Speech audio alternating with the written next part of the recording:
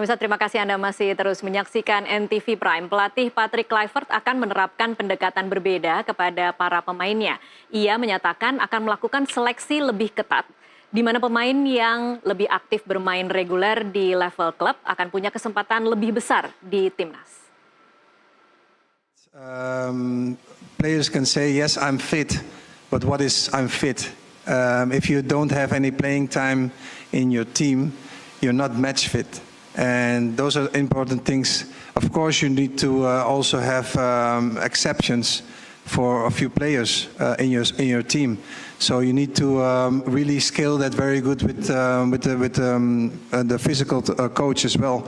And you have to have a lot of contacts with the physical coaches of the players playing in different clubs. So those kind of things are very important. It's not only when they come, we just train. No, we need to check really how much they played or how much maybe some need to rest or some need to train extra. So that's all the things that come on our plate. And I think that's really one interesting thing to see. And we have all that already in our minds. So how are we going to train that? Ya, pemirsa, kita lanjutkan perbincangan. Saya kebungkus lagi untuk mengomentari pernyataan Kluivert tadi. Kalau kita mendengarnya seperti sesuatu yang ideal ya, tetapi menurut Anda seperti apa? Iya, ada 2 poin yang dikatakan oleh Kluivert yang sangat menarik. Yang pertama, pendekatan dia terhadap pemilihan pemain. Nomor 1 itu harus fit. Nomor 2, kerja keras. Ya. Dan yang kedua, soal fit, dia juga bertanya, fit yang seperti apa? Karena memang faktanya, realitasnya banyak pemain ketika bergabung tim nasional. Ini juga sudah dikeluhkan di zamannya Sintayong. Pemain levelnya tidak cukup sebetulnya. Makanya di timnas banyak dilatih fisik juga. Nah, dalam konteks ini saya lebih melihatnya Kluivert ingin mendorong pemain, kamu pemain tim nasional. Di klub juga harus berjuang dapat menit bermain. Jangan di klub lebih banyak duduk di bangku cadangan. Karena kalau di klub banyak duduk di bangku cadangan, ketika masuk tim nasional, itu level match fitness-nya itu berbeda. Jadi orang yang sering main dengan sering latihan, itu level kebugarannya beda. Level bermain level kebugaran ketika orang banyak bermain, itu bukan sekedar fisiknya bugar, insting bermainnya juga teruji. Tapi kalau cuma latihan, kebugarannya mungkin dapat. Tapi insting mainnya belum tentu. Nah, ini yang saya pikir ingin didorong oleh Kluivert. Kalau Anda berstatus pemain tim nasional, di klub harus dapat tempat juga. Ini warning yang positif. Pemain seperti Marcelino, Orat Mangun, banyak lagi lah. Itu juga harus berusaha fight mendapatkan tempat di tim. Dan ini menurut saya, di satu sisi merupakan hal yang positif yang ingin dilakukan oleh pelatih. Di sisi yang lain, kita lihat nanti apakah itu akan mengubah susunan pemain. Itu menarik. Iya, oke. Kalau Sergio sendiri ada komentar, mungkin ini kan sesuatu yang ideal, tetapi kemudian realistisnya apakah bisa dilakukan dan apakah kemudian kalau dilakukan akan berdampak baik terhadap timnas? Ya, itu bagus karena menurut saya apa yang Pak Bungkus sudah sampaikan, pemain harus punya insting dalam pertandingan. Kalau di latihan itu beda. Saya masih ingat sebagai penyerang, kalau saya cuma latihan, itu beda sekali daripada main pertandingan. Karena di pertandingan ada tekanan dari supporter, dari harus dapat hasil, dan kalau tidak ada, kamu tidak tajam di pertandingan. Ya, itu situasi yang ideal. Mungkin karena tidak ada banyak waktu sekarang, dia harus pilih tim yang sudah tahu main bagaimana di timnas dengan teman-teman siapa udah tahu permainan, dan itu hal bagus tapi untuk jangka panjang. Oke, baik.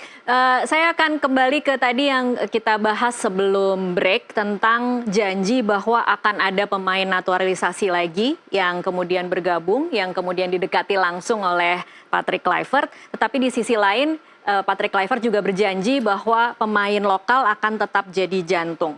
Nah, kira-kira apa tantangan terbesar dari Kluivert dalam menyusun line up agar kemudian bisa memenuhi kedua janji itu? Ya, bisa, tapi dia harus nonton sepak bola Indonesia dulu. Karena menurut saya harus ada balance antara pemain lokal dan pemain naturalisasi. Tapi ya kalau mau hasil yang terbaik sekarang, mungkin situasi seperti ini dengan banyak pemain naturalisasi ini ya harus ikut dengan proses ini untuk dapat hasil. Ya, tapi untuk tahun depan atau dia bisa nonton sepak bola Indonesia dan dan pilih pemain yang cocok untuk naik level. Oke, jadi memang lagi-lagi bukan untuk hari ini ya, bukan untuk saat ini ketika menghadapi 4 pertandingan, tetapi mungkin untuk jangka waktu yang lebih lama. Kalau berarti bukan dalam hal jumlah ya, balance itu bukan berarti 50-50 lokal dan diaspora gitu, tidak bisa diartikan seperti itu juga. Tapi kalau dari point of view pemain sendiri, Sergio, Anda pernah bermain di timnas, ada tidak sih kemudian, karena kita kan hanya bisa menduga-duga ya sebagai publik melihat bagaimana apa sih sebenarnya yang terjadi di locker room, apa yang terjadi di dalam gitu. Adakah friksi antara pemain diaspora dengan pemain lokal ketika kemudian ingin memenangkan hati pelatih yang mungkin tidak berasal dari Indonesia juga?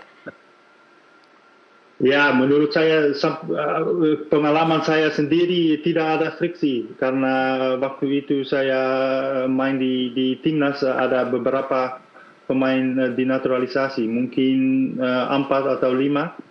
Dan situasi itu beda sekali, tapi akhirnya saya bisa mengerti juga semua pemain mau hasil yang terbaik, itu lolos ke Piala Dunia, dan kalau hasil ada, ya saya mungkin tidak ada friksi menurut saya. Baik, di level pemain artinya kompak-kompak saja ya? Ya. Oke, Bungkus mungkin mau menambahkan kira-kira seperti apa sebenarnya tantangan terbesar untuk menyusun line up agar kemudian tidak dilihat wah pro Belanda saja nih di dalam menyusun tim. Iya, makanya tadi saya mengatakan sebetulnya untuk mengatakan bahwa akan memberikan ruang bagi pemain lokal, apalagi disebut sebagai jantung gitu ya, maka yang pertama harus dilakukan adalah melihat jantungnya seperti apa. Makanya saya bilang, saya dorong Kluivert nih, lihat dulu sepak bola Indonesia. Keliling dulu Liga 1, Liga 2, seperti apa. Dari sana dia baru dapat gambaran. Kayaknya saya tidak bisa mengharapkan pemain lokal untuk posisi ini. Saya harus butuh tambahan pemain dari tempat lain. Mengatakan jantung itu hanya pemanis di depan saja atau? Mungkin di masa depan, iya. Mungkin di masa depan. Sekali kan Kluivert ini kan kemarin bicara dalam tanda petik mencampur adukan antara tugas jangka pendek dengan obsesi jangka panjangnya. Dan itu bukan salah dia, karena memang forumnya itu terlalu umum gitu ya. Sehingga harusnya kan dipisah, apa yang akan dilakukan dalam jangka pendek, apa target Anda ke depannya gitu. Kan harus dibedakan. Nah kemarin itu kan campur aduk. Jadi kita menangkapnya itu tumpang tindih antara gagasan ideal dengan gagasan yang praktis. Nah yang praktis itu seperti yang saya bilang tadi, kalau kita mau menghadapi 4 pertandingan besar, kita tidak mungkin melakukan perombakan. Yang dilakukan adalah penyempurnaan. Nah tools untuk penyempurnaan itu sudah disiapkan. Ada Jairo masuk, ada Oleh masuk, ya benahi itu. Nah kalau untuk menyempurnakan ke depannya, baru dia bicara total football, jantungnya pemain lokal, maka lakukanlah asesmen dulu. Nah ini yang saya pikir harus dipisahkan oleh publik. Nah mungkin sayangnya itu tidak dikomunikasikan dengan baik oleh PSSI kepada halayak.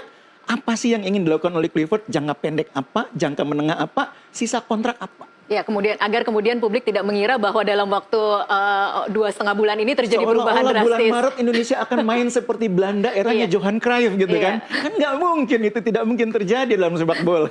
Oke, baik. Kita akan sama-sama simak lagi kutipan pernyataan dari Patrick Kluivert soal akan ada pemain naturalisasi lagi yang bergabung.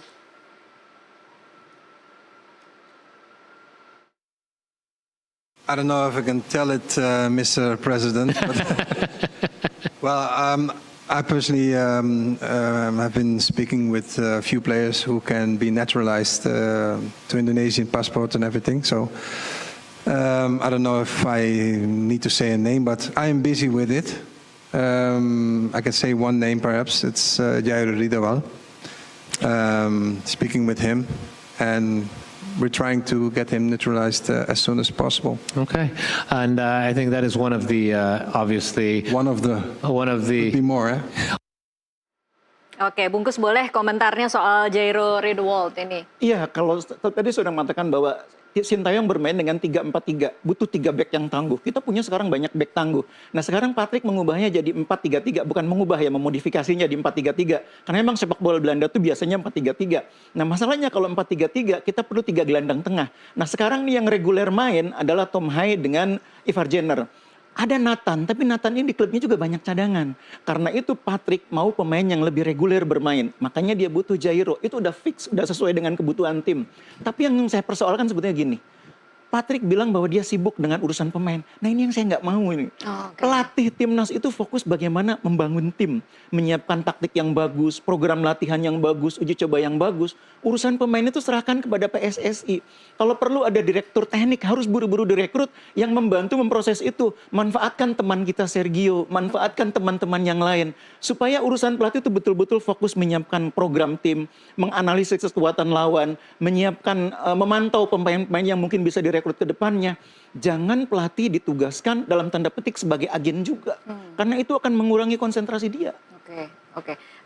Tetapi lagi-lagi saya kembali lagi kepada, ini kan kemudian dikutip sebagai, ini kan hanya salah satu, akan ada lebih banyak lagi yang bergabung. Jadi kemudian ada kekhawatiran apakah kemudian di tim yang menghadapi Australia ini masih ada tempat untuk pemain lokal? Iya, saya 2 kekhawatiran saya. Yang pertama dia bilang, I'm busy with that. Iya, I'm busy with Nah, that. itu kan dia sibuk ngurusin ini. Itu saya nggak mau. Kamu harus busy-nya urusan taktik. Kamu menyiapkan tim untuk pertandingan lawan Australia, lawan Bahrain. Busy urusan pemain, itu urusannya federasi. Jangan kamu disibukkan oleh urusan itu. Yang kedua, kalau terlalu banyak pemain naturalisasi seperti yang Anda katakan tadi, ini akan menjadi pertanyaan publik, jantungnya yang mana kalau begitu gitu kan ya. Jadi memang statementnya juga kemarin di samping secara keseluruhan sudah cukup baik, tapi kalau ditelisik Dikuliti satu-satu kemudian jadi bertabrakan ya. Itu ada yang saling bertabrakan. Itu tadi balik lagi karena memang ada program yang jangka pendek, ada yang jangka panjang berbenturan pada akhirnya. Oke, baik. Kita masih akan lanjutkan di segmen selanjutnya. Pemirsa tetaplah bersama NTV Prime. Kami akan kembali usai jeda.